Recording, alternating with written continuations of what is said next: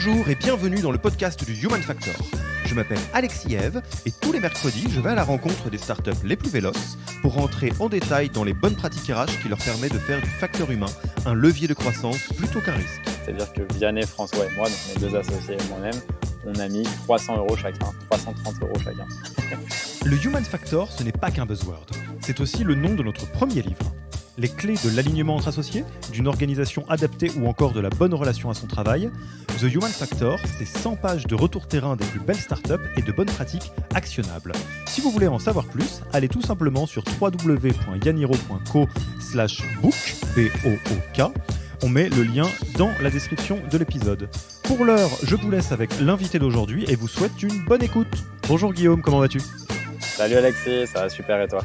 Eh ben écoute, ça va bien. On s'est un petit peu battu avec la technique pour cet épisode, mais on est prêt, on est parti et on va enregistrer comme d'habitude le meilleur épisode possible. Et aujourd'hui, c'est Guillaume de l'Emlist qui a accepté notre invitation sur le podcast du Human Factor de Yaniro. Enregistrement toujours à distance, on commence à être tristement très habitué, mais ça ne nous empêche pas de faire des belles choses. Et écoute Guillaume, pour toi te laisser te présenter et présenter l'entreprise, on en parlait. Je te laisserai volontiers la parole parce que tu le feras infiniment mieux que moi. Je m'appelle Guillaume Houbet, je suis CEO et cofondateur de l'Emlist, qui est une plateforme qui aide les équipes commerciales et les recruteurs à rentrer en contact avec des gens qui sont soit leurs prospects quand c'est les équipes commerciales, soit avec leurs potentiels candidats lorsque c'est des recruteurs. Donc la boîte, on l'a lancée en 2018, on a plus de 10 000 clients, grosse majorité de nos clients basés à l'international, donc aux États-Unis surtout. Et on a fait un peu plus de 5 millions d'ARR en moins de 3 ans. Voilà, équipe de 35 personnes. Écoute, et vous avez été pas mal remarqué ces derniers temps dans la presse qui suit un peu les curiosités start-up, et c'est pas mal lié au sujet dont on va parler aujourd'hui sous un autre angle, c'est que vous faites partie de cette grande famille, pas si grande que ça, mais où il y a quand même du monde dedans, des boîtes qui bootstrap, terme barbare start-up pour dire autofinancement. Exactement, c'est ça. On n'a donc pas levé des fonds et on a commencé la boîte avec 1 000 € au capital, c'est-à-dire que Vianney, François et moi, donc mes deux associés et moi-même, on a mis 300 € chacun, 330 € chacun. Et juste pour l'anecdote, je vais te laisser le raconter. Vous avez été là connu récemment pour avoir fait tout le track de levée de fonds pour finalement dire non au bout. Tu peux nous en dire 2 mots, même si c'est pas exactement le sujet de l'épisode? Ouais, donc rapidement, en fait, ce qui s'est passé, c'est que j'ai une chaîne YouTube sur laquelle je documente énormément de choses. Comme mon objectif, moi, c'est d'aider plus d'1 million d'entrepreneurs à lancer un business rentable, je veux leur montrer un petit peu, leur donner des conseils, leur montrer un peu comment tout se passe en startup. N'étant pas contre la levée de fonds, je m'étais dit que j'allais faire une série un petit peu là-dessus. Et puis, petit à petit, je me suis dit que ça serait cool de montrer vraiment comment on fait pour lever des fonds. Donc, on a tout documenté, annoncé qu'on allait lever 20 millions. Tout en sachant au fond qu'on allait dire non à la fin parce que nous, on ne souhaite pas lever, on veut continuer à être libre et en hyper croissance. Et une fois qu'on a reçu des offres, donc on a reçu une première offre de 20 millions à une valorisation de 100 millions, puis une seconde offre de 30 millions de dollars que nous avons ensuite refusée. Et ça a pas mal fait parler, sachant que notre objectif, c'était aussi de montrer que le succès d'une boîte doit passer par d'autres critères que l'argent levé. Et aujourd'hui, quand on regarde les médias, on se rend compte qu'en fait, on ne parle uniquement de ça, en fait, des levées de fonds et pas du tout d'autres caractéristiques comme le bien-être de ses collaborateurs, la rentabilité, l'argent généré, donc le chiffre d'affaires, etc. Et alors, aujourd'hui, on est sur le podcast du Human Factor, donc on va parler plutôt de pratiques RH, évidemment, même si dans notre autre podcast sur le leadership, on aurait pu parler plus en détail de ce sujet. Avant peut-être de rentrer directement sur les sujets RH liés au bootstrapping, moi j'aurais une question quand même, tu l'as brièvement évoqué, mais d'où vous vient, parce que j'imagine que c'est partagé avec toutes les personnes clés de l'Emlist, cette intention de dire on va s'autofinancer parce qu'effectivement, dans la manière dont tu décris l'Emlist et quand on voit vos compères, le réflexe, si je puis dire, c'est plutôt de lever des fonds jusqu'au stade où, je suis d'accord avec toi, des fois on se demande même si c'est bien obligatoire. Et qu'est-ce qui, toi ou vous, décide de dire non, l'autofinancement des deux stratégies, c'est celle qu'on choisit? Alors, en fait, au départ, donc déjà, à la base, quand on a lancé la M-List, moi, tu vois, je suis assez jeune. Donc, quand j'ai lancé la M-List, j'avais 25 ou 26 ans. Et en fait, au tout départ, moi, j'étais persuadé que pour réussir, il fallait lever des fonds. Donc, dans l'écosystème startup, on en parle tout le temps, tout ça. Et quand je parlais avec mes potes, quand je leur disais que j'avais une startup, leur première question, c'était: t'as levé combien? Et à chaque fois que je disais que j'avais pas levé, bah forcément, tu vois, c'était un peu, tu te sentais un peu comme une merde, un petit peu mal. T'es pas un cool Et kid, t'es pas un vrai t'es pas un start-upper. cool kid, ouais, t'es pas un vrai start-upper. Et donc, du coup, je m'étais dit, bah ok, on va aller lever. J'avais passé un mois à essayer de lever. Et en fait, à chaque fois, je me rendais compte que bah déjà, je me prenais des portes parce qu'on n'avait pas de produits, pas d'argent, tout ça. Et puis en plus, que ça me motivait pas énormément de passer mon temps à parler avec des investisseurs. Je préférais onboarder des clients sur l'Emlist. Et puis, il y a eu un moment où j'ai reçu ce message d'un de nos clients qui me remerciait de lui avoir donné plein de conseils pour ses campagnes et qu'il avait réussi à closer son premier contrat à 20 000 euros. Donc, je me suis dit, bah, en fait, tu vois, genre, le seul truc que je veux, c'est recréer ce sentiment, tu vois, d'aider les gens. Et donc, à partir de là, je me suis dit, mon seul focus, bah, ça va être d'aider nos clients. Et en fait, très rapidement, on est devenu rentable, on a pu se payer des salaires. Et en fait, l'intérêt des levées de fonds était pas présent pour nous. On a eu ce luxe, en fait, d'être très rentable, de pouvoir recruter à notre rythme. Et on savait que, en fait, on va dire, une des illusions qu'on a un petit peu, c'est de se dire, bah, on peut lever et plus d'argent, ça va forcément t'aider à aller plus vite. Moi, je pense que plus d'argent, c'est potentiellement mettre des risques humains beaucoup plus forts parce que les investisseurs, quand ils te donnent des millions, ils veulent que tu les dépenses et par conséquent, ils veulent que tu recrutes.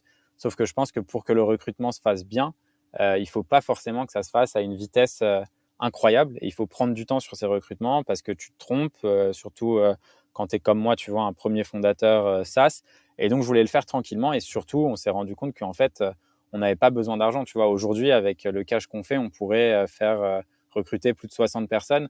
Mais ce n'est pas notre vision. Tu vois, moi, ma vision, c'est de faire en sorte que les gens qui soient dans l'équipe, ils puissent s'épanouir, ils puissent monter en compétences sur plein de sujets. Et pour ça, tu vois, il me faut du temps. Il faut que je passe du temps avec eux. Et si je devais recruter chaque semaine 10 personnes pour potentiellement dépenser de l'argent que si on avait décidé de lever, bah forcément, je ne pourrais pas m'occuper aussi bien des personnes de la team, quoi. Et alors justement, c'est très, intéressant que tu parles du recrutement parce que ça va être tout l'enjeu, qu'on va essayer d'aborder et de craquer aujourd'hui. Je vais le dire avec mes mots et je serais ravi d'ailleurs de voir, toi comment tu le ressens.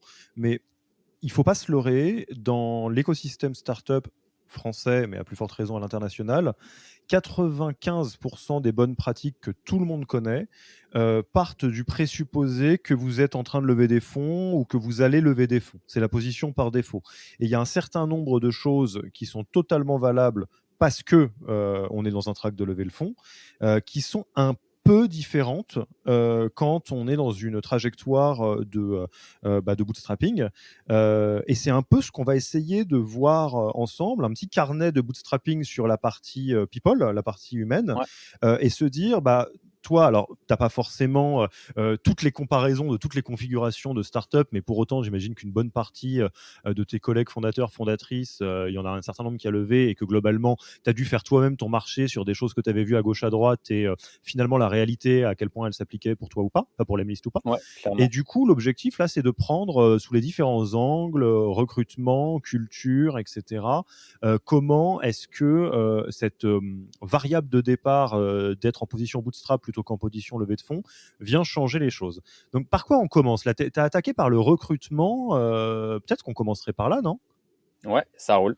Donc concrètement, comment ça se passe le recrutement chez vous? Au sens, sur quoi est-ce que consciemment tu te dis, «Bah, on est une boîte un tout petit peu différente, du coup on recrute un petit peu différemment»?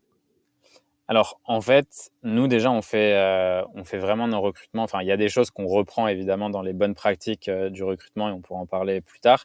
Mais il y a l'aspect aussi où il y a des postes en fait qu'on va recruter parce qu'on a un vrai besoin. Donc, par exemple, en support, tu vois. Donc, ça scale forcément avec notre nombre d'utilisateurs. Donc, on doit recruter un pôle support pour toujours apporter la même qualité de service. Mais après, tu vois, sur la partie marketing, sales ou dev, bah, en fait, oui, il y a toujours des besoins, mais c'est des besoins qui sont toujours moins urgents que le support parce que, en fait, tu peux toujours le gérer. Si tu fais un peu moins de marketing, c'est pas ça qui va rendre tes clients malheureux, quoi. Tu vois ce que je veux dire? Alors que si tu les fais attendre pour leur donner une réponse, là, c'est un peu plus problématique. Donc déjà, il y a ces deux catégories en fait au sein de la boîte. Et Ouais. après, pour ouais, Non, mais, pardon, non, vas-y. non, mais je réagis. En plus, c'est des sujets que je trouve passionnants. À hauteur de stratégie globale d'entreprise, si je comprends bien, ce que tu dis, c'est que bah, à peu près sur n'importe quelle boîte, il y a un enjeu d'acquisition et de rétention qui se manifeste par un métier de sales et de marketing, enfin inbound, outbound ou de churn. Et toi, ce que tu dis, c'est je sais que si je mets pas le poids du corps sur la partie support, customer success, je vais perdre mes clients existants, ce qui n'est pas tolérable, ou avoir un niveau de qualité qui n'est pas celui que j'attends pour l'Emlist. En revanche, ne pas recruter tout de suite sur la partie sales, marketing, voire tech, la conséquence que ça a, c'est de nous faire aller moins vite, mais ça ne nous insécurise pas, c'est ça? C'est exactement ça. En fait, ça, c'était mon postulat de départ. Mais après, en termes d'accélération, je me suis rendu compte par la suite. Donc, moi, mes deux associés sont plus âgés. Ils ont beaucoup d'expérience en tech. Et typiquement, tu vois, on met du temps à recruter les profils tech. Mais tous les profils tech, ils ont au moins entre 10 et 15 ans d'expérience. Donc, en fait, et pareil, tu vois, pour mes associés, en fait, on sait qu'un très, très bon développeur, c'est l'équivalent de 10 à 15 juniors, tu vois, qui vont faire plein d'erreurs, qui vont te faire perdre du temps, que tu vas devoir former, etc., etc. Donc pareil, tu vois, en fait, en termes d'accélération, je suis pas sûr que ça, c'est un peu pour moi, c'est vraiment une croyance et une fausse croyance de se dire que plus tu as de personnes et plus tu grossis vite, tu vois. Parce que tu as énormément de pertes de chaleur, plus tu recrutes de personnes, parce que ça veut dire plus de réunions, moins de personnes qui sont leaders sur des sujets. Enfin, tu as des effets d'échelle et des problèmes d'organisation qui peuvent rentrer assez rapidement. Et dans tous mes potes, comme tu disais tout à l'heure, qui ont levé aussi beaucoup d'argent, je le vois très bien et je vois très bien les problèmes qu'ils ont.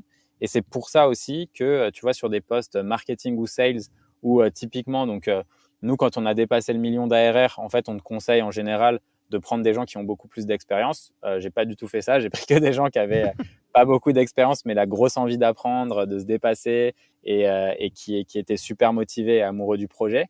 Et en fait, ça me permet, moi, de passer du temps avec les équipes, sales, market, et aussi support, parce qu'en vrai, c'est tout ce que j'ai fait tout seul pendant 1 an et demi. Et ça me permet en fait de vraiment les former et de vraiment leur insuffler, tu vois, la passion que j'ai aussi pour ce projet, leur donner la confiance qu'ils doivent avoir pour se lancer dans les propres projets qu'ils peuvent créer en interne. Et ensuite, une fois qu'il y a ça, et une fois que tu sais que toutes les personnes que tu as recrutées, bah, tu as réussi à vraiment les monter à fond en compétences, là, tu vois, on peut se décider de lancer une deuxième vague de recrutement. Mmh. Et alors ça, tu viens de dire beaucoup de choses, j'essaye d'accrocher parce qu'il y a plein de choses dans lesquelles j'aimerais qu'on aille en détail. Il y a une image qui m'est venue, c'est une image de densité, de talent et de valeur, hein. C'est-à-dire quand tu dis, «Je préfère recruter, une personne, qui en vaut 10 plutôt que 10, même si c'est plus long, plus dur et que ça coûte plus cher». Il y a une logique lingot d'or, quoi. Tu veux des gens, qui sont, très denses, mais avec beaucoup de valeur plutôt que, un éparpillement et quelque part la vanity metrics du nombre de personnes de la boîte, c'est pas très important parce qu'effectivement, je n'ai pas le ratio nombre de personnes ARR, mais il me semble que vous avez Il est pas à assez rougir élevé. du tout, il me semble. Euh, En fait, tu as dit deux choses et j'aimerais bien avoir ton point de vue et de savoir est-ce que justement c'est différent en tech, en sales, en marketing, en support. Euh, Quand on est dans une stratégie où on se dit qu'on va recruter dense, alors je viens peut-être d'inventer ce terme, hein, je ne savais pas si ça existe ou pas, mais se pose la question de est-ce que justement tu recrutes des juniors ou non, mais archi motivés en te disant que c'est des gens sur qui tu mises à chaque fois comme si c'était un membre des Avengers à chaque fois, quoi, tu mets Ouais. beaucoup d'énergie dessus, ou recruter des gens qui sont très expérimentés, seniors, mais c'est pas tout à fait les mêmes profils. Donc, c'est quoi votre opinion là-dessus? Bah, en fait, je t'avoue que là, en business, j'ai recruté plutôt des profils, des profils juniors, parce que je savais en fait, le truc, c'est que j'ai passé beaucoup de temps à bosser tout seul, tu vois, sur le marketing, donc où je faisais de la création de contenu, du LinkedIn, de la communauté, les vidéos, la chaîne YouTube, tout ça et du sales où je faisais énormément de prospection, de la chasse jusqu'au closing. Donc en fait, toutes ces parties-là, et pareil sur la partie customer support, je sais que je les maîtrise. Et donc, quand j'ai recruté des gens, je sais que ça ne me dérangeait pas trop de les former parce que je sais que le niveau, tu vois, d'exigence que j'avais vis-à-vis de moi, il était élevé et je voulais donner le même niveau d'exigence aux gens que je recrutais. Donc au début, en fait, les gens qui postulaient naturellement à nos offres quand c'était les tout débuts de l'Emlist, bah, c'était des gens qui étaient moins advanced, on va dire, donc qui avaient moins d'expérience. Et automatiquement, quand j'ai vu que ça fonctionnait avec une personne, puis deux, puis trois, qui étaient juniors et que j'arrivais en quelques mois à limite faire passer un cap, tu vois, qui était vraiment élevé, je me suis dit, bah, en fait, je peux le faire avec plein de personnes. Et ce que je voyais aussi, qui est parfois peut-être un petit défaut que certaines personnes peuvent avoir lorsqu'ils ont un track record, entre guillemets. Donc, je prends typiquement, tu as été dans une startup qui est passée de 5 à, je sais pas moi, 100 employés. Ben, clairement, sur le profil du marché, ton CV te rend attractif. C'est-à-dire que beaucoup de personnes viennent te voir et tu as deux types de personnes. Tu as ceux qui s'en foutent totalement de ça parce que eux, ce qu'ils veulent, c'est bosser sur des projets qui sont intéressants, et là où ils vont être challengés et là où ils vont se dépasser. Mais ceux-là, je trouve ça doit être une minorité. Et tu as la majorité, et c'est assez logique aussi, tu vois, vu qu'ils ont passé du temps là-dedans et qu'ils savent qu'ils ont une valeur plus élevée sur le marché, bah, leur seul but, ça va être de rejoindre une autre scale-up ou start-up avec un meilleur salaire et où ils vont pas forcément trop se sortir de leur zone de confort parce qu'ils se considèrent comme des experts. Et moi, tu vois, pour moi, en fait, oui, tu vois, tu peux avoir de l'expérience, mais la meilleure expérience que tu peux avoir en business, selon moi, c'est quand tu arrives, à mettre ton ego de côté dans tout ce que tu fais. Donc, ne jamais te considérer expert, mais toujours te considérer étudiant. Et étudiant du business, c'est toujours apprendre des choses, avoir ce qu'on appelle un growth mindset, c'est-à-dire toujours évoluer, se former, remettre en question ses décisions. Et en fait, aujourd'hui, ce que j'ai vu, c'est que ça fonctionnait un peu mieux chez les personnes un peu plus juniors. Et après, je pense que là, tu vois, dans les prochains recrutements, vu qu'on a quand même beaucoup de juniors dans l'équipe, l'idée, ça serait de structurer, de rajouter quelques seniors sur la partie business. Mais encore, c'est pas une obligation parce qu'on s'en sort très bien jusque-là. Et tu vois, moi, à la base, je suis ingénieur chimiste, j'ai fait du SAS, j'ai tout appris par moi-même, quoi. Donc, c'est pas, je pars du principe qu'on peut tout apprendre à partir du moment où on est motivé et qu'on se donne les moyens, en fait. Mmh.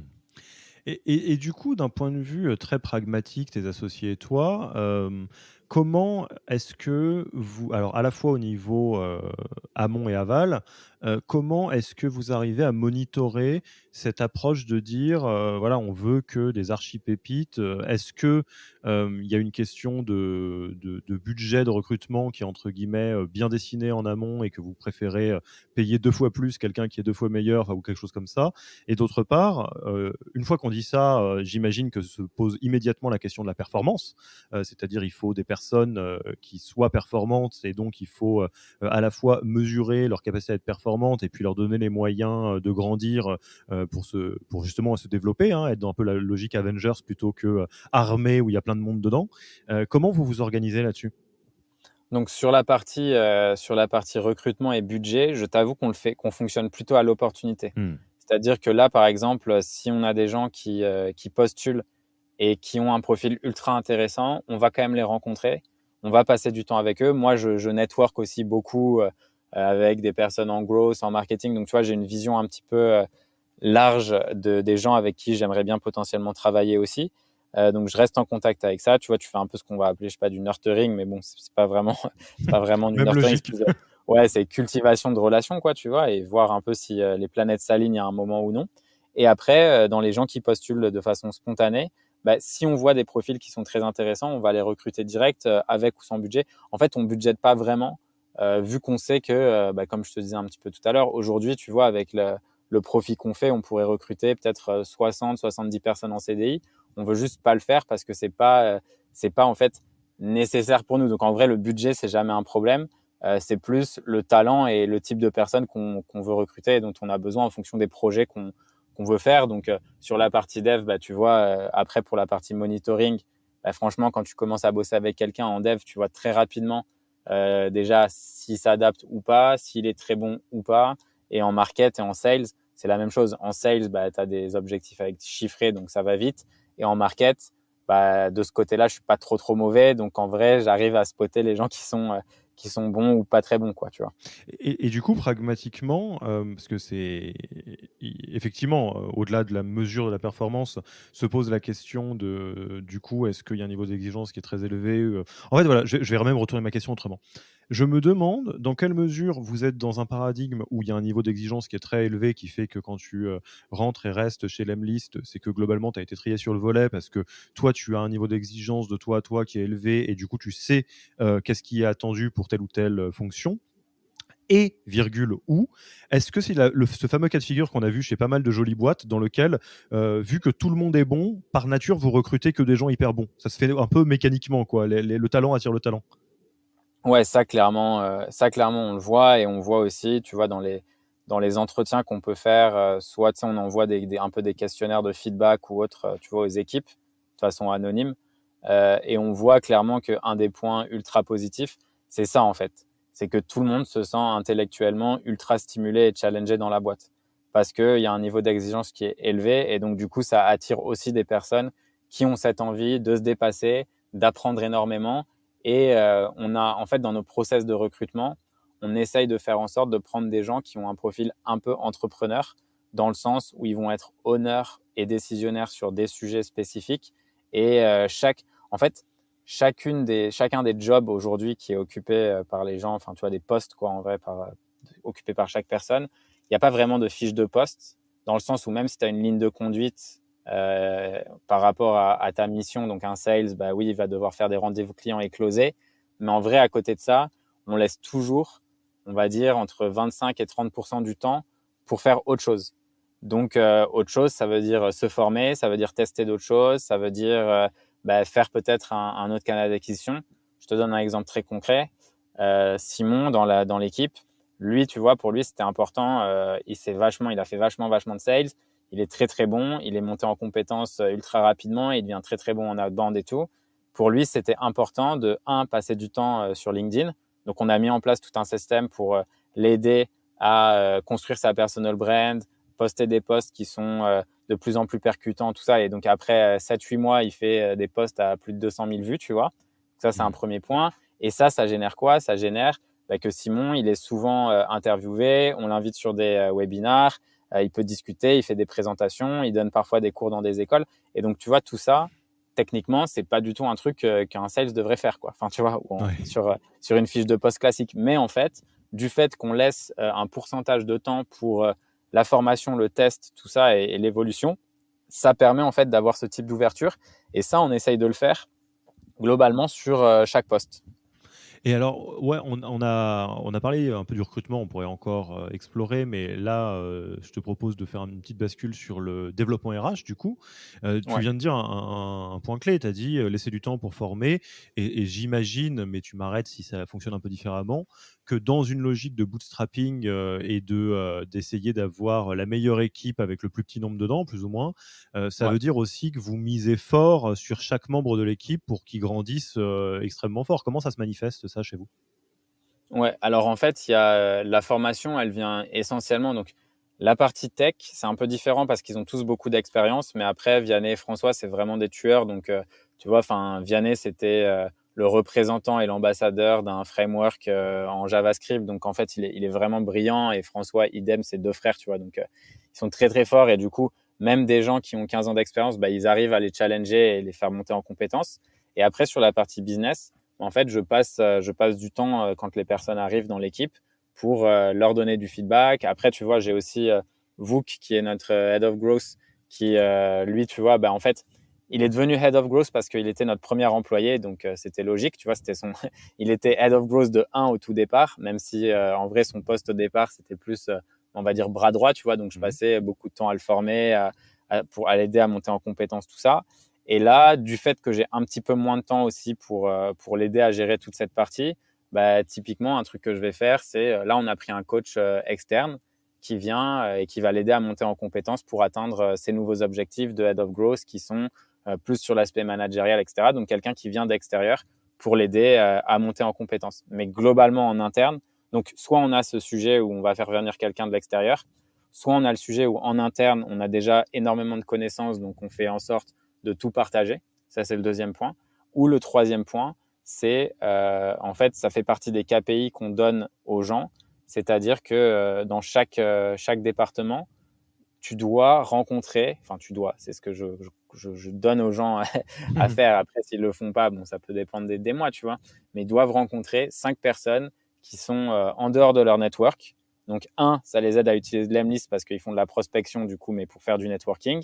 Deux, donc comme ça, ils voient le produit, ils peuvent faire des feedbacks. Deux, ça leur permet de rencontrer des gens. Donc, par exemple, tu bosses en customer support chez nous, je vais te dire, ça serait cool que tu rencontres d'autres personnes qui utilisent Intercom comme nous et qui sont des SaaS self-service, tu vois, qui sont dans le même truc pour savoir qu'est-ce qu'ils font eux pour améliorer leur process qualité, qu'est-ce qu'ils mesurent comme métrique, c'est quoi. Enfin, tu vois, en fait, essayer de s'imprégner vachement de ce que font toutes les autres startups afin que nous, on puisse prendre et refaire un petit peu tout à notre sauce en prenant que le meilleur de partout, tu vois. Et pour ça, tu vois, c'est laisser aux gens et leur donner des KPI qui soient sur du networking, qui soient sur de la formation et de la montée en compétences. Et donc, il y a vraiment ce KPI, comment ça se manifeste? Enfin, ils ont un OKR Ouais, c'est trimestriel, un ça. truc comme ça? Ouais, c'est ça, c'est 5 par mois en gros. Genre, ça fait partie des trucs pour le support, pour les sales et pour le market que je mets et qui est là. Voilà. Et bah, écoute, canon. Et est-ce qu'il y a d'autres, aspects dans vraiment, la spécificité, Bootstrap qui te, semblent flagrants sur la partie people? Parce que là, effectivement, si on dézoome, on voit que, la logique sous-jacente, c'est de se dire, on essaye, d'élever chaque personne, à son potentiel maximum pour éviter cette fameuse perte de chaleur, comme tu disais. Plus, il n'y a pas besoin d'accélérer comme des fous en mode Mad Max sur E-Road quand on peut prendre le temps de consolider, ce qui, à terme, en plus, ça peut avoir un effet boule de neige, fait que vous avez plein de fonds propres pour faire des folies si vous le voulez, en fait. Et il y a d'autres aspects très people qui sont des spécificités bootstrapping dont on n'a pas encore parlé. Je pense aussi dans la façon dont on a construit l'équipe. Nous, on était remote dès le premier jour. Ça s'est fait naturellement parce qu'en fait, Vianney et François, Vianney, il était à Saclay et François, il était à Lille. Et donc, par conséquent, moi, j'étais à Paris. Donc, on se voyait que très rarement. Et donc, en fait, tu vois, on a été très focus dès le départ sur chacun nos actions respectives. Et ça nous a permis aussi d'avoir ce côté remote et de pouvoir recruter des gens un petit peu ailleurs. Et le bootstrap, ça veut dire quoi? Ça veut dire qu'au début, comme tu n'as pas d'argent, forcément, niveau recrutement, c'est plus compliqué. Et la première personne qu'on a recrutée, en fait, on avait des candidatures spontanées qu'on refusait jusqu'à ce qu'il y ait Vuk, justement, qui me contacte, qui lui bossait pour une startup américaine. Il était basé en Serbie et il m'avait dit ouais, moi j'adore ce que tu fais avec la communauté, j'ai envie d'apprendre et je veux bosser gratuitement. Et là, je lui ai dit non, on va pas te faire bosser gratuitement, on peut te donner tant, tu vois. Donc, on avait un mini budget. Donc, en gros, on commence par avoir une sorte de contrat de freelancing. Et en fait, ça, après quelques mois, et quand j'ai vu qu'il apprenait bien et qu'il montait bien en compétences, du coup, je l'ai recruté à temps plein. Du fait que lui, il avait un anglais parfait, que notre team, que nos clients soient à l'international, c'était assez logique. Donc, on a recruté une autre personne basée en Serbie. Et en fait, après, petit à petit, toute notre équipe business, on l'a construite un petit peu comme ça avant de recruter pas mal à Paris. Mais en fait, tu vois, au début, le fait d'avoir des ressources limitées, ça nous a forcé à faire un choix de remote, donc pas d'avoir de bureau, et aussi donc distribuer. Et en fait, ça, tu vois, cette contrainte, ça a été un avantage pour la suite parce qu'en fait, aujourd'hui, tu regardes, pour trouver des gens qui parlent très bien et qui sont bilingues français-anglais en France et qui bossent en market et tout, t'en as, mais c'est pas non plus, voilà quoi, tu vois, t'as pas non plus un milliard de choix, même si ça devient de plus en plus fréquent. Et alors que là-bas, tu vois, en Serbie, ils sont tous bilingues anglais, donc on a commencé à créer une équipe support là-bas. Et puis en fait, ça avait pas mal d'avantages du fait qu'on soit remote, nous ça nous posait pas de problème. Donc en fait, cette contrainte nous a permis de structurer une équipe distribuée au départ et donc de booster la croissance très rapidement en fait. Mmh. Mais une erreur qu'on a faite aussi, Ouais, bah, oui, si on peut évidemment. si on peut en parler, c'est que en fait, tu vois, il y a beaucoup de gens qui ont tendance à recruter des développeurs freelance dans les pays de l'Est, alors que nous, tu vois, on n'a recruté aucun dev en freelance. On a recruté plutôt sur la partie business et customer support. Et en fait, quand Vianney voyait ça, ils se sont dit, en fait, ça serait cool que nous aussi on recrute. Donc, ils ont voulu recruter un freelance. Et en fait, on a recruté un freelance basé au Brésil. Et en fait, ce mec-là était vraiment mauvais. Non, donc en gros, il a créé d'énormes bugs, etc. Et en fait, il s'est barré avec le code d'un de nos side projects qui s'appelait Lempod et qu'on a revendu. En fait, Lempod, c'était un projet qu'on a lancé en 2019, alors que Lemlist, on l'avait lancé en 2018. Et en gros, en 2020, on a revendu Lempod après l'avoir monté à plus de 600 000 $ de revenus récurrents annuels. et on l'a revendu à un groupe d'entrepreneurs australiens. Mais ce mec-là, Nilsson, quand on lui a dit qu'en fait, on ne pouvait plus bosser avec lui, parce qu'en vrai, il était vraiment mauvais et il créait plein de bugs, en fait, il s'est barré avec le code, il a tout copié-collé et il a relancé un projet. Et en fait, le truc, c'est que oui, tu peux porter plainte, oui, tu as signé un contrat, tout ça. Mais en fait, les procès, dans tous les cas, c'est une emmerde parce que ça prend du temps, parce que quand tu es à l'international, quel type de loi tu fais appliquer? Les avocats français te diront, bah oui, c'est la loi française, mais les avocats à l'international te diront, non, c'est la loi de notre pays, et ainsi de suite. Et donc, en fait, ça, c'est une galère, et du coup, il faut faire quand même très attention. Et pour moi, la partie dev, heureusement qu'on l'avait mis que sur le side project, tu vois, qui n'était pas notre projet principal, et en plus, on l'a revendu. Mais ça, c'était un truc où, clairement, ouais, t'as un peu de sueur, quoi. Ça fait. Et ça, c'est une bonne question sur la partie bootstrap, parce que dans le cliché, j'allais dire, de l'autofinancement, il y a le recours à des freelances plutôt que des CDI, pour la flexibilité que ça peut apporter, ou pour évidemment limiter le niveau de risque. Là, c'est quoi votre position après quelques années maintenant que l'Emlist a un peu plus de corps? Est-ce qu'il y a des choses? Est-ce que vous êtes passé en disant, bah, autant que possible, on recrute en CDI? Est-ce que vous vous dites il y a tel type de mission qu'on confie toujours à des freelances? Enfin, vous en êtes où là-dessus? Bah, en fait, le truc, c'est que les personnes qui sont à l'étranger, même si elles ont un contrat de freelance, en vrai, on les considère comme des employés dans le sens où, tu vois, on les fait venir à Paris, on fait des team building 2 à 3 fois par an dans d'autres pays. Enfin, tu vois, il y a pas mal d'avantages qui font que c'est un peu comme des salariés à temps plein. Tu vois, ils ont des vacances, ils ont des bonus, il y a plein de choses, tu vois, qui font que c'est comme des contrats un peu CDI, mais bon, c'est pas le terme exact. Et en fait, aujourd'hui, avec le recul, bah, en fait, les deux sont un bon mélange, dans le sens où, même si on a des bureaux et qu'on a des CDI, je trouve que ça marche bien d'avoir ce côté un peu remote, parce que tu as des gens qui aiment le remote et qui sont très bons pour bosser en télétravail et qui adorent ça, tu vois. Et donc, c'est cool parce que ils s'y retrouvent dans ce mode de travail. Et après, tu as d'autres personnes qui sont plus bureau. Et moi, j'en fais partie, tu vois, j'aime bien être entouré de personnes, etc. Et du coup, le mélange fonctionne plutôt bien. Mais ce qui est intéressant, en fait, c'est que, tu sais, au tout début, quand tu as des ressources limitées et que tu dois passer comme ça tu n'as pas beaucoup d'argent, donc tu dois recruter que peut-être une personne et tout. Mais en fait, ça te force à faire des choix qui pour moi sont super importants dans un business, c'est-à-dire être focus sur ce qui va te rapporter de l'argent, être focus sur ton profit.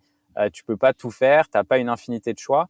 Et en fait, la contrainte pousse à la créativité. Hmm. Et en gros, même si maintenant, aujourd'hui, on n'a plus du tout besoin d'être sous contrainte ou quoi, et on peut investir exactement là où on veut, autant qu'on veut, tout ça, parce que bon, voilà. Mais en vrai, moi, j'aime bien garder ce sentiment un peu de contrainte, mais évidemment en payant toutes les personnes avec de très bons salaires, mais garder un peu ce sentiment de contrainte pour que chacun puisse vraiment comprendre qu'il a un rôle essentiel dans la croissance de la boîte. Et en fait, c'est un côté que tu perds, je pense, quand tu dépasses les 100 personnes, tu vois. Hmm. Et du coup, alors sans citer qui que ce soit, c'est pas l'objet, mais c'est plutôt intéressant d'avoir ton point de vue, de l'angle que tu as. Heu, c'est quoi les automatismes ou les mythes, ou les grands trucs classiques que toutes les startups financées font, que toi, de ton angle de fondateur d'une boîte qui bootstrap, maintenant ça te fait sourire, où tu te dis: «Mais ça, c'est en vrai, c'est pas la bonne manière de faire, ou on peut faire mieux, ou c'est un petit peu absurde». Est-ce qu'il y a des trucs comme ça que tu vois passer, qui sont devenus des pratiques récurrentes dans le milieu startup, qui te semble un peu bah, absurde de l'extérieur maintenant? Ouais, bah, déjà, il y en a déjà que, enfin, tu vois, ça fait 3 ans que je le vois. Et donc, nous, quand on a commencé en remote, tu vois, monter une boîte en remote, donc avec tout le monde en télétravail à des endroits différents, aucune startup te disait que ça tiendrait, quoi. Tout le monde te dirait, ouais, quand tu te lances, surtout au début, c'est important d'avoir des bureaux, créer un esprit d'équipe, c'est quasiment impossible de bosser en remote, machin, machin. Je pense qu'avec le Covid, tout le monde a compris que, en vrai, ça marchait et que c'était possible et que tu pouvais aussi faire confiance aux gens, tu sais, et quand les gens ont des tâches et qu'ils bossent chez eux, ils peuvent travailler, ils sont pas tout le temps sur Netflix. Enfin, tu vois, c'était un peu les mythes qu'il y avait là-dessus. Je pense qu'il y a aussi le fait, et ça va avec, tu peux pas construire une culture en remote. Ça, je pense que c'est faux. Enfin, tu vois, tu as une culture qui est très forte, qui doit venir de la part de tes employés, mais ça se construit avec tout le monde, mais ça se construit. Et ça fonctionne très bien. L'autre aussi, où je pense que ça, c'est vraiment un mythe, c'est plus tu recrutes, plus tu vas faire de chiffre d'affaires. où tu vois, plus tu recrutes de sales, plus tu recrutes de market, plus tu vas faire de chiffre d'affaires. Je pense que c'est totalement contre-intuitif, mais avoir des petites équipes, ça permet aussi de responsabiliser vachement chaque personne et par conséquent de pas avoir ce côté de ah mais je pensais que c'était lui qui était en charge, ah non mais c'est lui et au final t'as rien qui se passe et t'as ce qui se passe un peu dans les grands groupes, hein, tu vois, avec aucune action, aucune innovation, rien de fracassant, rien d'agile. En fait, ça, tu l'as dans des petits teams. Et aujourd'hui, tu vois, enfin, je connais beaucoup de boîtes qui ont levé beaucoup d'argent, tu vois. Donc, quand je dis beaucoup, c'est au-dessus de 100 millions qui ont dépassé les 250, 300 personnes.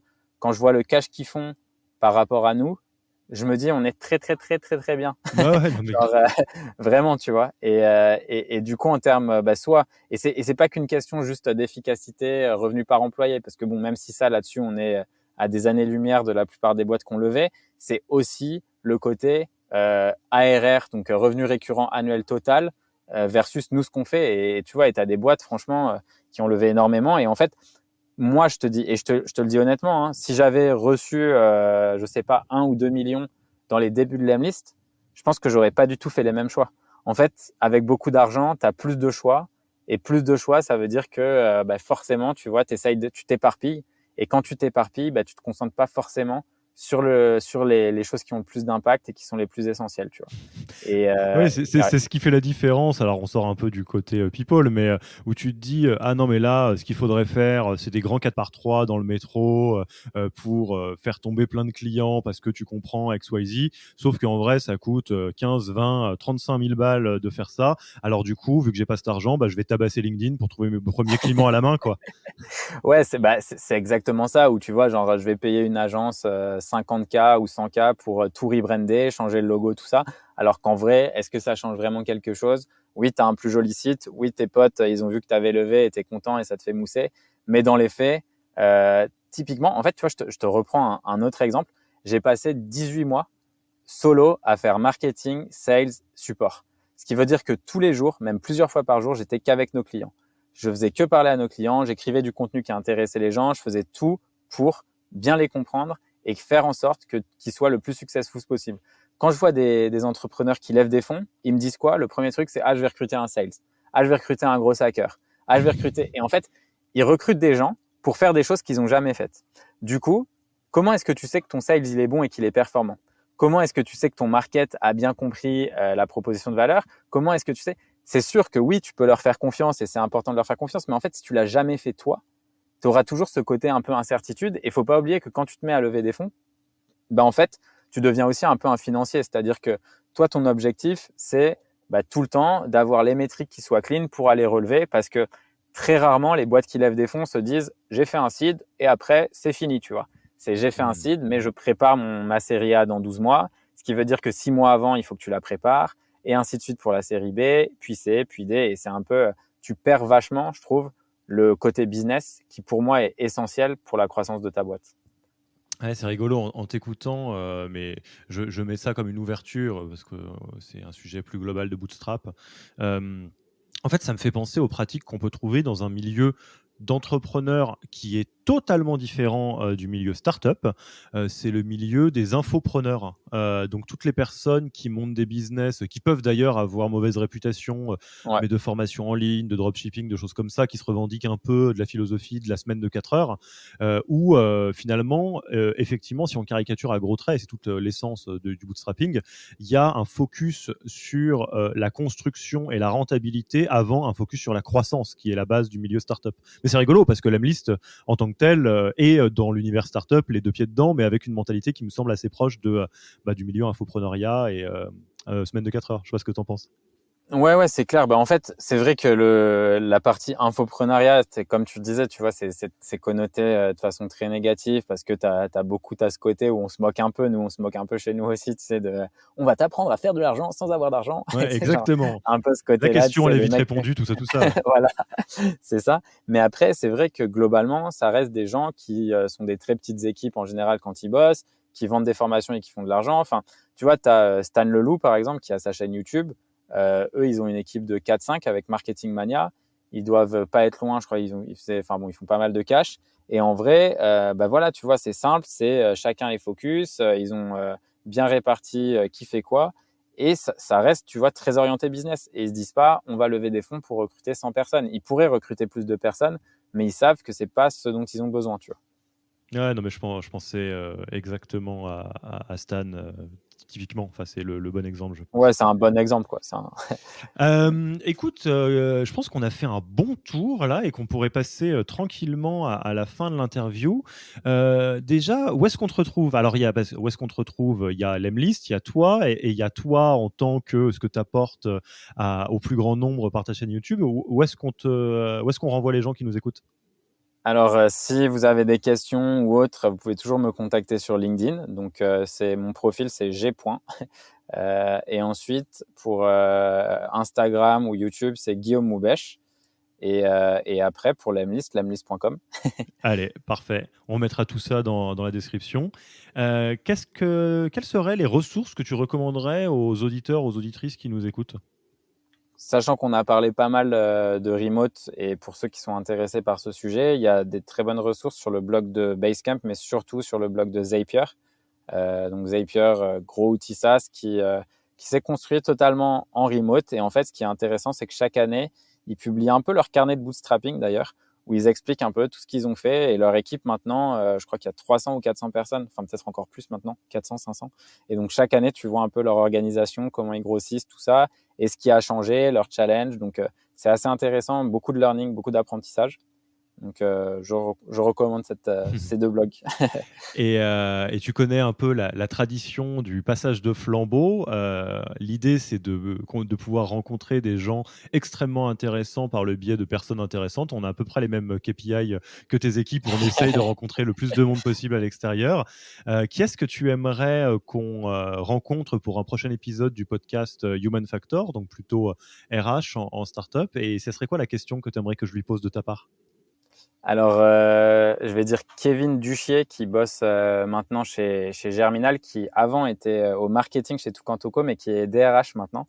Et donc, ce qui est très intéressant, je pense que c'est il y a deux questions que j'aimerais que tu lui poses. Du coup, comment est-ce qu'il gère chez eux les performance reviews? Parce que ça, c'est un truc, je sais qu'il l'a vachement processisé. Et je devais faire un lunch avec lui, mais Covid est arrivé, on n'a pas eu le temps. On le Donc fera ça pour toi, on le m'intéresse. fera pour toi, on pose la C'est question. gentil. Et ensuite, la deuxième question, c'est comment est-ce qu'ils ont fait? Parce qu'ils ont fait un gros pivot. Ils sont passés du modèle d'agence à un modèle SaaS, donc software logiciel. Comment est-ce que tu fais quand tu dois laisser partir une grosse partie de ton équipe pour recruter de nouvelles personnes? Top, et bah, Kevin, prépare-toi, tu vas recevoir un email dans l'après-midi probablement. Écoute, Guillaume, c'était un vrai plaisir et puis, bah, du coup, j'encourage, toutes les personnes qui ont été, particulièrement intéressées par ton histoire et l'histoire de l'Emlist, à te suivre parce que toi, tu documentes beaucoup ce que tu fais et c'est ton but, tu disais, d'aider, le plus d'entrepreneurs, possible et bah, moi, il me reste plus, qu'à te dire, à très vite et à la prochaine. Peut-être que tu reviendras dans le futur, qui sait? Avec grand plaisir. C'était très cool, Alexis. Merci beaucoup pour Salut Guillaume. l'invite. Ciao, ciao. Merci d'avoir écouté cet épisode. S'il vous a plu et que vous ne voulez rater aucun nouvel épisode, abonnez-vous à la newsletter en allant sur le site www.yaniro.co. Et à mercredi prochain pour le prochain épisode.